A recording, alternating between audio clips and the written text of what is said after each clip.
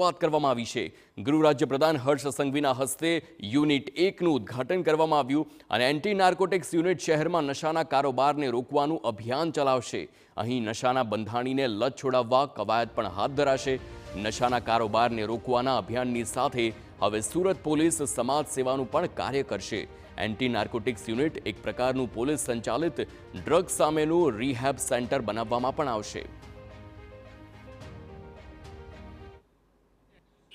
ગુજરાતનું પહેલું એવું પોલીસ સ્ટેશન કે જે પોલીસ સ્ટેશનમાં યુવાનોને મારા રાજ્યના દીકરા દીકરીઓ કોઈ ડ્રગ્સના રવાડે અગર ચડ્યું હોય તેના માતા પિતા કે દીકરા દીકરી પોતે આ પોલીસ સ્ટેશનમાં પોલીસના સ્ટાફને મળીને સરકાર માન્ય જે અલગ અલગ સંસ્થાઓ છે, જે અલગ અલગ ડોક્ટરો છે, તેના થકી આ યુવાનોને આ નશામાંથી આ રવાડામાંથી બહાર નીકળવા માટેની વ્યવસ્થા સુરત શહેર પોલીસ દ્વારા ચાલુ કરવામાં આવી છે।